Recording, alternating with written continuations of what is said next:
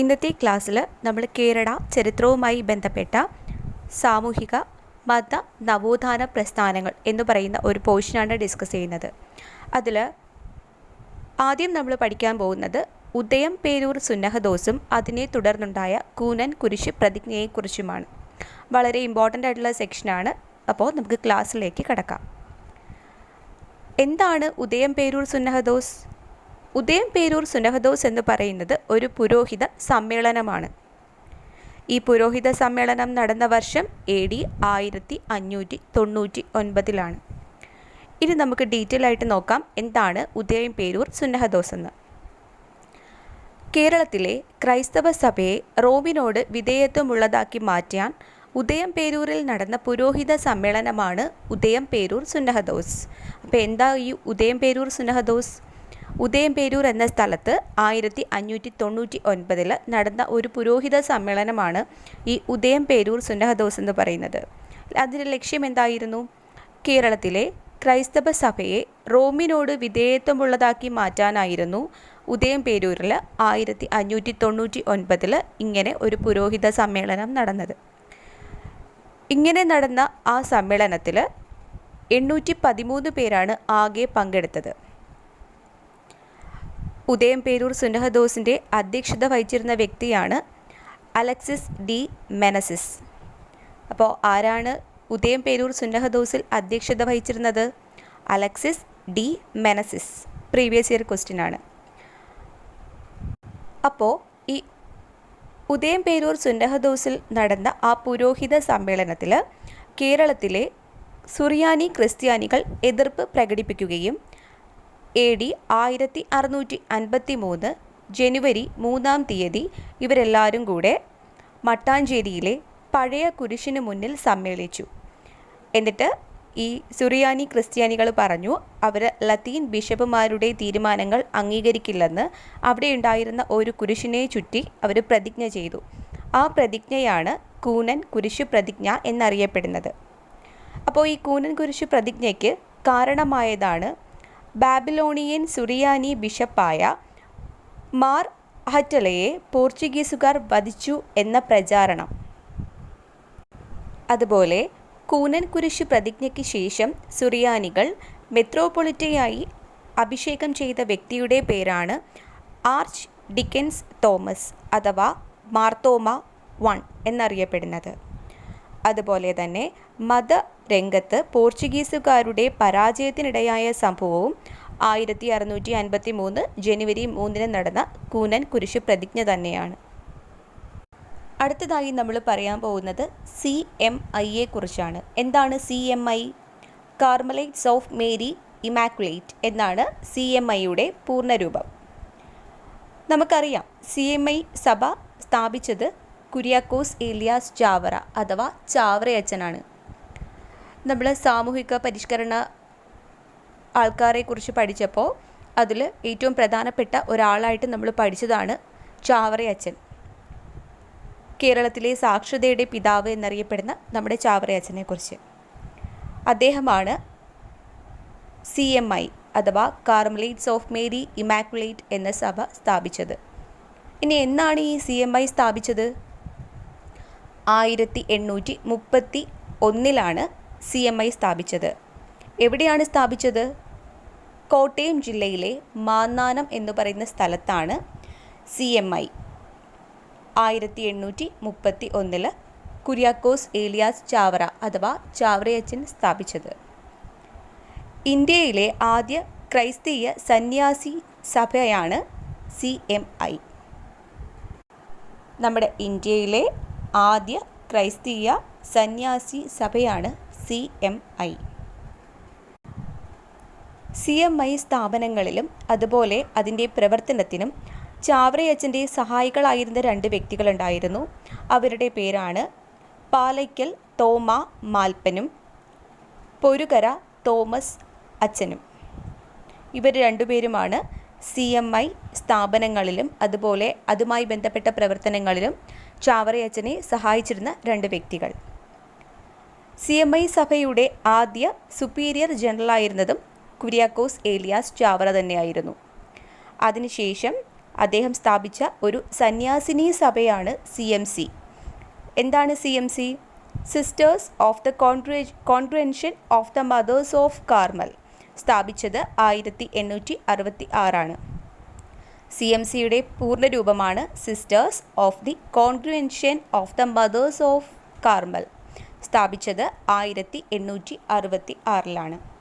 ഇത്രയാണ് നമുക്ക് CMIയെക്കുറിച്ചും CMCയെക്കുറിച്ചും പറയാനുള്ളത്. അത് കഴിഞ്ഞ് ചാന്നാർ ലഹള. എല്ലാവർക്കും അറിയാമായിരിക്കും അല്ലേ എന്താണ് ചാന്നാർ ലഹളയെന്ന്?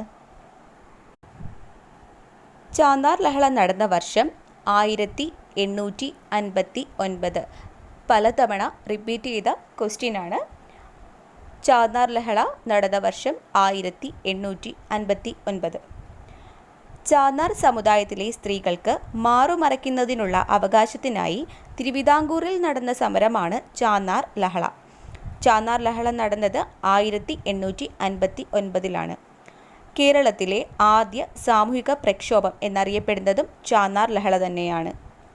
ചാന്നാർ ലഹളയുടെ മറ്റൊരു പേര് മേൽമുണ്ട് സമരം എന്നാണ്. ചാന്നാർ സ്ത്രീകൾക്ക് മാറുമറയ്ക്കുന്നതിനുള്ള അനുവാദം നൽകിക്കൊണ്ട് വിളംബരം പുറപ്പെടുവിച്ച രാജാവാണ് ഉത്രം തിരുനാൾ മാർത്താണ്ഡവർമ്മ. ചാന്നാർ സ്ത്രീകൾക്ക് മാറുമറയ്ക്കുന്നതിനുള്ള സ്വാതന്ത്ര്യം അനുവദിച്ചുകൊണ്ട് ഉത്തരവ് പുറപ്പെടുവിച്ച വർഷം 1859 ജൂലൈ 26. അതുപോലെ തന്നെ ഈ ചാന്നാർ ലഹളയ്ക്ക് പ്രചോദനം നൽകിയ സാമൂഹിക പരിഷ്കർത്താവ് എന്നറിയപ്പെടുന്നത് വൈകുണ്ഠസ്വാമികളാണ്. അടുത്തതായി നമ്മൾ നോക്കാൻ പോകുന്നത് മലയാളി മെമ്മോറിയലിനെ കുറിച്ചാണ്. എന്താണ് മലയാളി മെമ്മോറിയൽ? സർക്കാർ ജോലികളിൽ തിരുവിതാംകൂറുകാർക്ക് മതിയായ പ്രാതിനിധ്യം ആവശ്യപ്പെട്ടുകൊണ്ട് നടന്ന സംഭവമാണ് മലയാളി മെമ്മോറിയൽ. അപ്പോൾ എന്താണ്? സർക്കാർ ജോലികളിൽ തിരുവിതാംകൂറുകാർക്ക് മതിയായ പ്രാതിനിധ്യം ആവശ്യപ്പെട്ടുകൊണ്ട് നടന്ന ഒരു സംഭവമാണ് മലയാളി മെമ്മോറിയൽ. അപ്പോൾ തിരുവിതാംകൂറിലെ സർക്കാർ ഉദ്യോഗങ്ങളിൽ വിദേശ ബ്രാഹ്മണർക്കുണ്ടായിരുന്ന അമിത പ്രാധാന്യം ഇല്ലാതാക്കുന്നതിനായി ബാരിസ്റ്റർ GP പിള്ളയുടെ നേതൃത്വത്തിൽ 10,028 പേർ ഒപ്പിട്ട ഒരു നിവേദനം 1891 ജനുവരി 1 തിരുവിതാംകൂർ രാജാവായിരുന്ന ശ്രീമൂലം തിരുനാളിന് സമർപ്പിക്കുകയുണ്ടായി. ഇതാണ് മലയാളി മെമ്മോറിയൽ. മലയാളി മെമ്മോറിയലിൻ്റെ ലക്ഷ്യം ഉന്നത ജോലികളിൽ തദ്ദേശീയർക്ക് പ്രാധാന്യം എന്നതായിരുന്നു.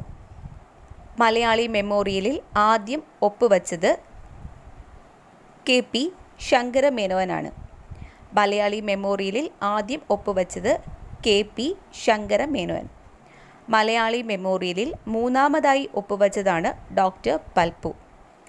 മലയാളി മെമ്മോറിയൽ സമർപ്പിച്ച സമയത്തെ ദിവാനായിരുന്നു T രാമറാവു.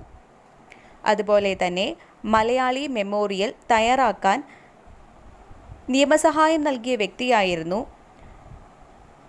നോർട്ടൺ അഥവാ എഡ്ലി നോർട്ടൺ. മലയാളി മെമ്മോറിയലിൻ്റെ പിന്നിൽ പ്രവർത്തിച്ച സാഹിത്യകാരനാണ് CV രാമൻപിള്ള. മലയാളി മെമ്മോറിയലിനെ കുറിച്ച് CV രാമൻപിള്ള എഡിറ്റോറിയൽ എഴുതിയ പത്രമാണ് മിതഭാഷി. പിന്നീട് ഇത് വിദേശ മേധാവിത്വം എന്ന പേരിൽ പുസ്തകമായി പ്രസിദ്ധീകരിച്ചു. അപ്പോൾ ആദ്യം CV രാമൻപിള്ള ഈ മലയാളി മെമ്മോറിയലിനെ കുറിച്ച് എഡിറ്റോറിയൽ എഴുതിയ പത്രമായിരുന്നു മിതഭാഷി. പിന്നീട് ഈ മിതഭാഷി എന്ന പത്രത്തിലെ ആ കണ്ടൻറ്റ് വിദേശീയ മേധാവിത്വം എന്ന പേരിൽ പുസ്തകമായി പ്രസിദ്ധീകരിക്കുകയുണ്ടായി. തിരുവിതാംകൂറുകാർക്ക് എന്ന മുദ്രാവാക്യം മലയാളി മെമ്മോറിയലുമായി ബന്ധപ്പെട്ടതാണ്. തിരുവിതാംകൂറുകാർക്ക് എന്ന ലഘുലേഖ എഴുതിയത് ബാരിസ്റ്റർ GP പിള്ളയാണ്. അപ്പോൾ ഈ മലയാളി മെമ്മോറിയലിനെ തുടർന്നുണ്ടായ മറ്റൊരു സംഭവമാണ് എതിർ മെമ്മോറിയൽ. പേരിൽ നിന്ന് മനസ്സിലാക്കും അല്ലേ? എതിർ മെമ്മോറിയലാണ്. അപ്പോൾ ഈ മലയാളി മെമ്മോറിയലിന് എതിരെ തയ്യാറാക്കിയതാണ് എതിർ മെമ്മോറിയൽ. നമുക്ക് നോക്കാം എന്താണ് എതിർ മെമ്മോറിയൽ എന്ന്.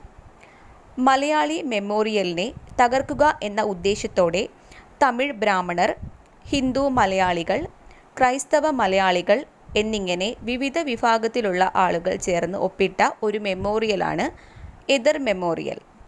എതിർ മെമ്മോറിയൽ 1891 ജൂൺ 3 തിരുവിതാംകൂർ രാജാവായിരുന്ന ശ്രീമൂലം തിരുനാളിന് സമർപ്പിച്ചു. എതിർ മെമ്മോറിയലിന് നേതൃത്വം കൊടുത്ത വ്യക്തിയാണ് ഇ. രാമയ്യർ. ഇതുമായി ബന്ധപ്പെട്ട് മറ്റൊരു സംഭവമാണ് ഈഴവ മെമ്മോറിയൽ.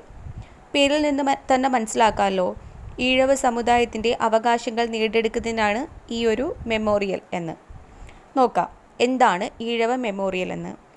ഈഴവ സമുദായത്തിൻ്റെ അവകാശങ്ങൾ നേടിയെടുക്കുന്നതിനായി ഡോക്ടർ പൽപ്പുവിൻ്റെ നേതൃത്വത്തിൽ 13,176 പേർ ഒപ്പിട്ട ഒരു ഹർജി 1896 സെപ്റ്റംബർ 3 തിരുവിതാംകൂർ രാജാവായിരുന്ന ശ്രീമൂലം തിരുനാളിന് സമർപ്പിക്കുകയുണ്ടായി. ഇതാണ് ഈഴവ മെമ്മോറിയൽ. ഈഴവ മെമ്മോറിയൽ സമർപ്പിക്കപ്പെട്ട സമയത്തെ ദിവാൻ ശങ്കര സുബയ്യയായിരുന്നു. ഇതിനെ തുടർന്ന് രണ്ടാം ഈഴവ മെമ്മോറിയൽ സമർപ്പിക്കുകയുണ്ടായി. രണ്ടാം ഈഴവ മെമ്മോറിയൽ സമർപ്പിക്കപ്പെട്ട വർഷമാണ് 1900. രണ്ടാം ഈഴവ മെമ്മോറിയൽ സമർപ്പിക്കപ്പെട്ടത് കേഴ്സൺ പ്രഭുവിനായിരുന്നു. അടുത്തതായി നമ്മൾ പഠിക്കാൻ പോകുന്നത് സമത്വ സമാജത്തിനെ കുറിച്ചാണ്. പേരിൽ നിന്ന് മനസ്സിലാക്കാമല്ലോ, സമത്വ സമാജം. സമത്വം എന്താണ്? സമത്വം എല്ലാവരും സമന്മാരാണ്, അല്ലെങ്കിൽ എല്ലാവരും തുല്യരാണ്. അപ്പം നമുക്ക് നോക്കാം എന്താണ് സമത്വ സമാജമെന്ന്. ജാതി ചിന്ത നിലനിന്നിരുന്ന കാലത്ത് മനുഷ്യരെല്ലാം സമന്മാരാണെന്ന ബോധം സൃഷ്ടിക്കുന്നതിനായി രൂപീകരിച്ച പ്രസ്ഥാനമാണ് സമത്വ സമാജം. പേരിൽ നിന്ന് തന്നെ കിട്ടിയല്ലോ, ജാതി ചിന്ത നിലനിന്നിരുന്ന കാലത്ത് മനുഷ്യരെല്ലാം സമന്മാരാണെന്ന ബോധം സൃഷ്ടിക്കുന്നതിനായി രൂപീകരിച്ച പ്രസ്ഥാനമാണ് സമത്വ സമാജം. കേരളത്തിലെ ആദ്യത്തെ സാമൂഹിക പരിഷ്കരണ പ്രസ്ഥാനമായി പരിഗണിച്ചിരിക്കുന്നതും ഈ സമത്വ സമാജത്തെയാണ്. സമത്വ സമാജം സ്ഥാപിച്ചത് വൈകുണ്ഠസ്വാമികളാണ്. വർഷം 1836. പ്രീവിയസ് ഇയർ ക്വസ്റ്റ്യൻ ആണ്.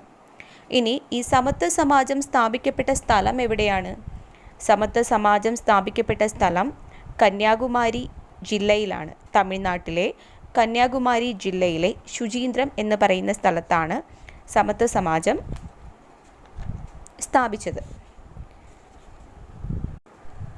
അടുത്തതായി നമ്മൾ പഠിക്കാൻ പോകുന്നത് പ്രത്യക്ഷ രക്ഷാ ദൈവസഭ അഥവാ PRDS.